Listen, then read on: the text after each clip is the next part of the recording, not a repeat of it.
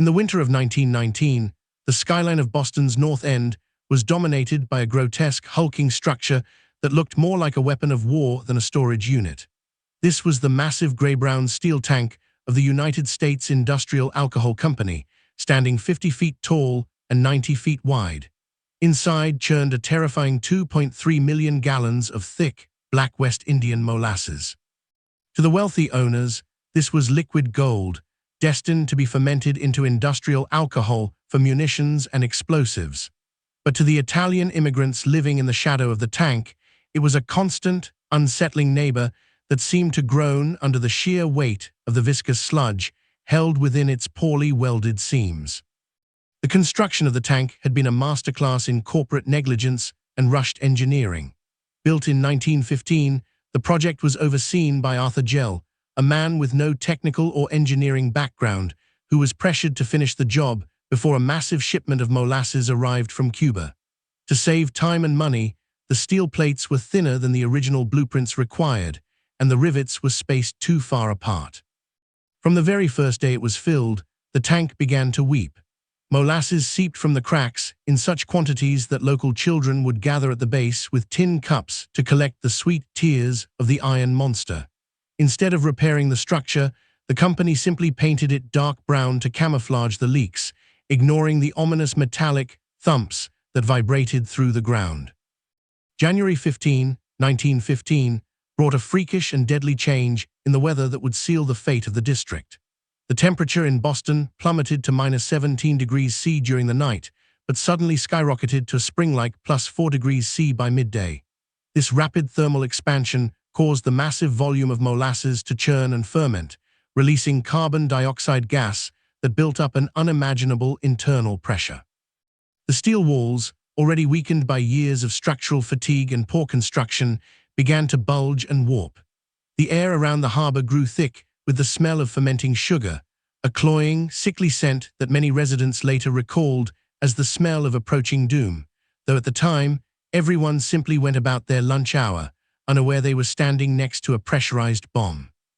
At precisely 12:40 p.m., the breaking point was reached. A sound like a synchronized volley of machine gun fire ripped through the air as the steel rivets, unable to hold the pressure any longer, began to pop and fly out of the tank like bullets. A split second later, the entire structure gave way with a deafening, metallic roar that sounded like a thunderclap. The iron monster didn't just leak, it disintegrated. Massive shards of jagged steel were hurled hundreds of feet through the air, slicing through the supports of the nearby elevated railway and crushing the buildings below. In an instant, the 2.3 million gallons of molasses were no longer a resource. They were a 25-foot-high wall of liquid death, ready to swallow the city whole. The moment the tank disintegrated, the laws of physics turned a sweet substance into a brutal engine of destruction.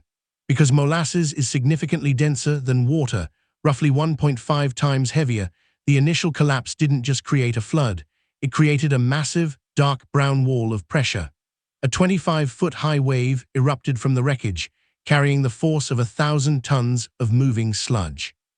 It moved at a staggering 35 miles per hour, 56 km/h, a speed that made it impossible for anyone in the immediate vicinity to outrun. The wave was so powerful that it created a vacuum effect in the air, pulling oxygen out of the surrounding streets and creating a roar that was heard miles away, shaking the very foundations of Boston's North End. As the tsunami surged through Commercial Street, it behaved less like a liquid and more like a solid object. It hit the support beams of the Boston Elevated Railway with such impact that it actually lifted a train car off the tracks and pushed the entire structure several inches out of alignment. Buildings were not simply flooded, they were smashed into kindling. A nearby fire station was ripped from its foundation and dragged 50 feet into the street, with firefighters trapped inside. The sheer weight of the molasses meant that it didn't just push against obstacles, it crushed them. People, horses, and vehicles were caught in the path of this viscous mountain, unable to swim or move as the sticky mass encased everything it touched. The horror was compounded by the temperature of the molasses. Having been stored in a cold tank and then suddenly exposed to the air, the syrup began to cool and thicken the moment it hit the streets. Within minutes, the 35 mph wave slowed down, But it became even more dangerous. It turned into a semi-solid trap, acting like quicksand. Victims who survived the initial impact found themselves pinned under the weight of the cooling sludge.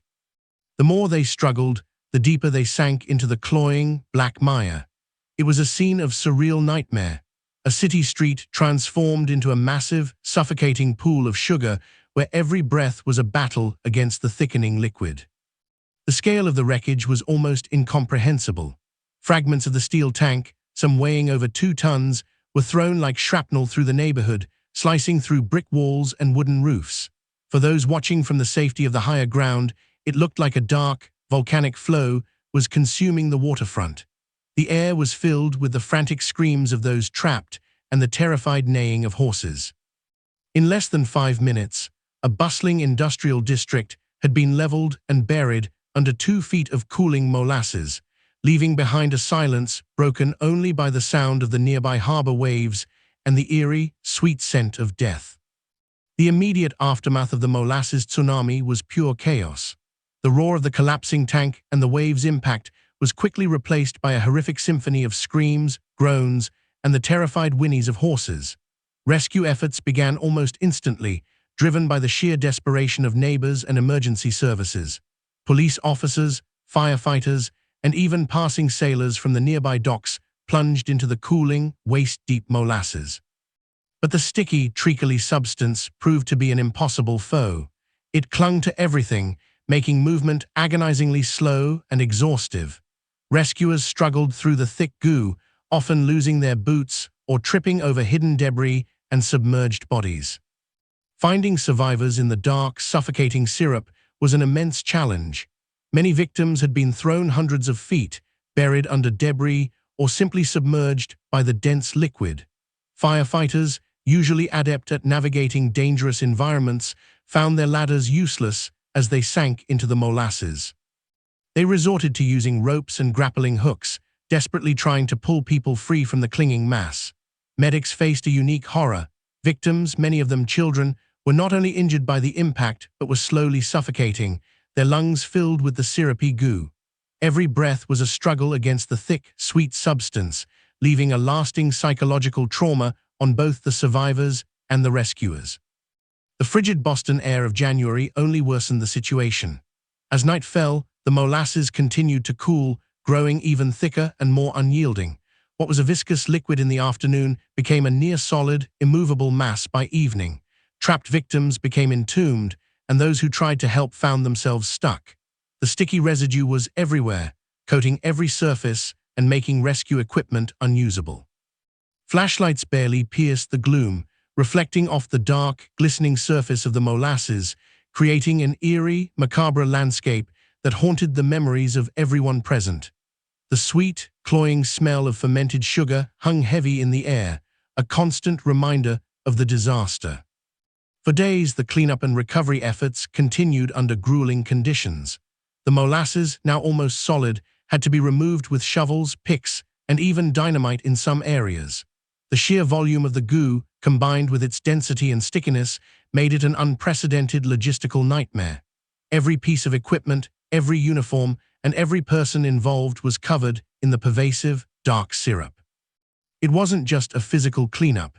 It was a psychological battle against a disaster that seemed to defy all logic, leaving behind a neighborhood forever scarred and a city changed by the day the sweet monster erupted. As the initial shock subsided, the sheer scale of the tragedy became undeniable. 21 people were dead, and over 150 were injured. But the disaster didn't end with the rescue. It transformed into a grueling, years-long legal struggle. The United States Industrial Alcohol Company, USIA, immediately launched a massive PR campaign to deflect blame. Their defense was as bizarre as the flood itself. They claimed the tank had been blown up by anarchists or terrorists who wanted to sabotage the war effort. In the heated atmosphere of the post-WWI Red Scare, they hoped to convince the public that a bomb, not corporate greed, had caused the collapse. However, the truth was much uglier. A massive class-action lawsuit, one of the first of its kind in Massachusetts, was filed on behalf of the victims. For 3 years, the court heard testimony from over 1,000 witnesses. Engineers and survivors painted a picture of criminal negligence. It was revealed that the tank's overseer, Arthur Gell, had never even checked the tank for structural integrity. Most damning of all was the evidence that the company knew the tank was failing. Witnesses testified that the leaks were so bad that the company had ignored repeated warnings from its own employees, choosing instead to paint the tank brown to hide the rust and the weeping seams. The investigation into the wreckage revealed that the steel plates used for the tank were nearly 10% thinner than they should have been for a structure of that size. The rivets were under-engineered and overstressed. Experts argued that the rapid temperature change on January 15th acted as a trigger, but the bomb was already built and waiting to explode. This wasn't an act of God or a terrorist plot. It was a failure of steel and soul. The legal battle dragged on for years, becoming one of the most expensive and complex cases in Boston's history, setting a precedent for how corporations would be held accountable for public safety in the future. Ultimately, the court-appointed auditor saw through the company's lies. In a landmark ruling, USIA was found liable for the disaster. The company was ordered to pay approximately $628,000 in damages, equivalent to about $10 million today. While it was a victory for justice, for the families in the North End, no amount of money could wash away the smell of the syrup that lingered in the streets for decades, or the memory of the day the sweetness turned into a suffocating shroud. The explosion was a nightmare. The cleanup was a Herculean labor that bordered on the absurd. Over 300 people, including city workers, sailors, and volunteers, were mobilized to remove the cooling sludge. The sheer physical properties of molasses made traditional cleaning methods useless. Water didn't work. It only thinned the syrup slightly without washing it away. Eventually, firefighters discovered that only pressurized salt water from the harbor could effectively cut through the thick, black glaze. For weeks, the North End was a chaotic scene of high-pressure hoses blasting the streets, creating a brown, frothy sea that drained back into the harbor, turning the entire Boston port a murky, sickly shade of bronze. The cleanup wasn't confined to the North End. The Molasses was a hitchhiker. It clung to the boots of every investigator, the tires of every carriage, and the clothes of every passenger on the nearby elevated train. Within days, the entire city of Boston began to stick.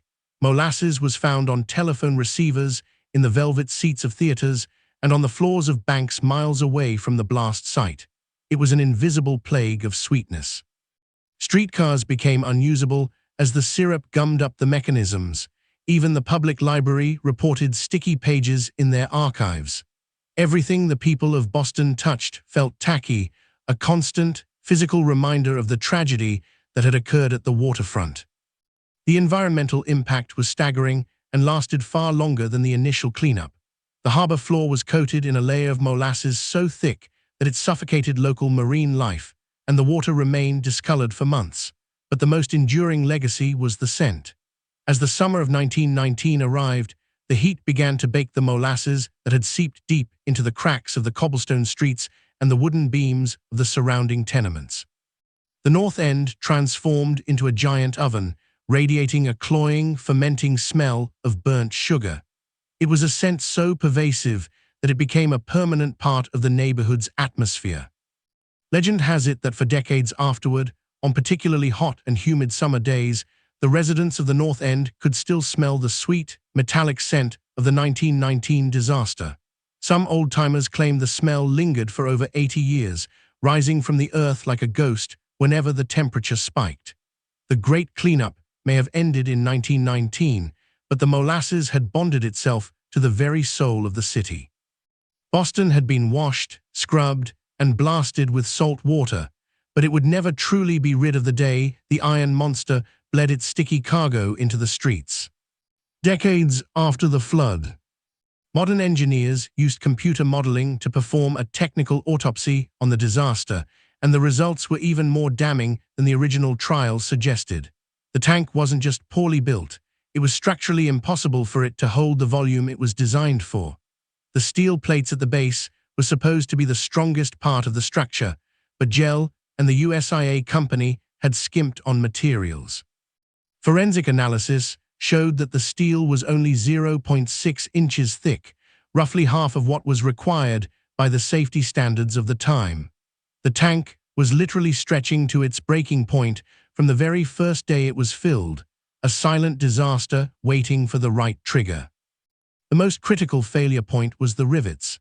In the early 20th century, rivets were the glue that held industrial civilization together, but in the Boston tank, they were its greatest weakness. The holes for the rivets had been punched out roughly rather than drilled precisely, creating tiny, microscopic cracks in the surrounding steel. Every time the tank was filled and emptied, these stress cracks grew larger, like a windshield crack spreading across glass.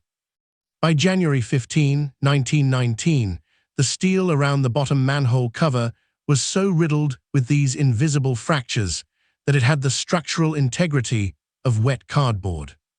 The physics of non-Newtonian fluids also played a deadly role that the builders never considered. Molasses is a strange substance. It flows like a liquid when under pressure, but acts like a solid when hit. When the first steel plate finally snapped, the sudden release of energy created a shockwave through the 12,000 tons of syrup. This pressure wave traveled through the molasses faster than the liquid itself could move, hitting the other walls of the tank with the force of an underwater explosion. This is why witnesses heard machine gun fire. It was the sound of thousands of steel rivets snapping simultaneously under a pressure they were never meant to survive.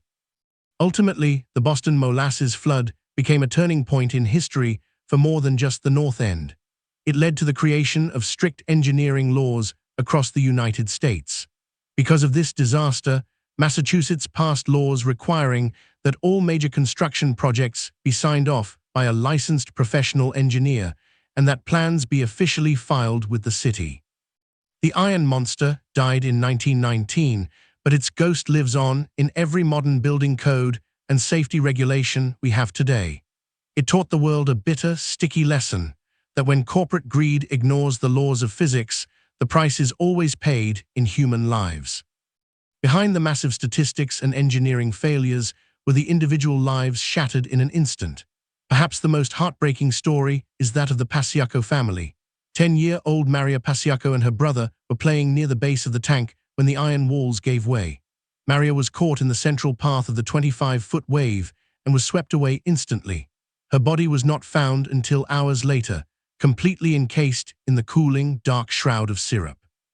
For the immigrant community of the North End, many of whom had fled war and poverty in Europe only to find death in a sweet American harbor, Maria became a symbol of the innocent lives sacrificed for corporate profit. Then there was the story of the firefighters at Engine 31. The station was located directly across from the tank, and when the explosion occurred, the building was sheared off its foundation as if by a giant's hand. Fireman Bill Driscoll was trapped in a pocket of air under the collapsed floorboards, with the molasses rising inch by inch around him. For over 2 hours, his colleagues fought a desperate battle to keep his head above the thickening liquid while they soared through the debris. Driscoll survived the flood itself, but died shortly after from the internal damage caused by inhaling the hot, fermenting fumes. His story highlighted the brutal reality that even those trained for disaster were helpless against the sheer physics of the molasses. The animals of Boston suffered a fate just as gruesome. In 1919, the city still relied heavily on horse-drawn transportation. Dozens of horses were harnessed to wagons along Commercial Street when the wave hit. They were unable to flee, and as the molasses cooled and thickened, the animals were slowly pulled under by the weight of their own harnesses and the sticky mire. Witnesses described the eerie, haunting sound of the horses' panicked cries echoing through the district. It took days for crews to remove the remains, and the sight of the frozen statues of horses in the streets became one of the most enduring and disturbing images in the memories of the North End residents. These personal tragedies transformed the disaster from a mere industrial accident into a profound community trauma. The North End was a tight-knit neighborhood where everyone knew their neighbors, and the loss was felt in every tenement and storefront. For decades, survivors would gather every January 15th to remember those lost, not just as names on a list, but as the children, fathers, and friends who were swallowed by the Iron Monster. Their stories forced the city of Boston to look past the absurdity of a syrup flood and recognize the deep, human tragedy that corporate negligence had inflicted upon its most vulnerable citizens. The Great Molasses flood eventually receded from the headlines, but it never truly left the fabric of American life. After the final court ruling and the massive cleanup, the North End began the slow process of rebuilding. The site where the Iron Monster once stood was never used for industrial storage again. Today, it is the site of Langon Park, where children play on baseball fields and bocce courts, unaware that beneath their feet lies the ground once soaked in 12,000 tons of liquid death. A small, humble green plaque is the only physical reminder of the 21 souls lost on that strange January afternoon, a quiet witness to a tragedy that redefined the relationship between citizens and the corporations that operate in their backyards. The most profound legacy of the flood was the birth of modern safety regulations. The disaster essentially ended the Wild West era of American construction. Before 1919, anyone with enough money could build a massive structure without proving it was safe. Because of the tireless legal battle fought by the victims, Massachusetts, and eventually the entire United States, implemented mandatory professional licensing for engineers. For the first time, plans had to be stamped by certified experts and inspected by the state. Every time you walk into a modern skyscraper or cross a bridge today, you are protected by the laws written in the wake of the Boston syrup tsunami. Culturally, the event became a part of the city's folklore. For a century, the phrase "slow as molasses" took on a dark, ironic meaning in Boston. The disaster proved that under the right conditions, even the slowest, sweetest substance can become a deadly weapon. It remains one of the most studied cases in both engineering schools and law schools, serving as a permanent warning about the dangers of prioritizing speed and profit over structural integrity. The memory of the flood serves as a reminder that industrial accidents are rarely accidental. They are usually the inevitable result of ignored warnings and compromised ethics. As we close the dossier on the Great Molasses Flood of 1919, we are left with a haunting image of a city that literally stuck together to survive. Boston moved on, the smell eventually faded, and the harbor waters cleared. But the lessons learned from the Iron Monster's collapse remain as relevant today as they were 100 years ago. History shows us that progress often comes at a bitter price, and the story of the North End serves as a testament to the resilience of a community that refused to be silenced by the weight of millions of gallons of black sludge. The files on this case are now closed, but the echoes of the machine gun rivets still ring through history.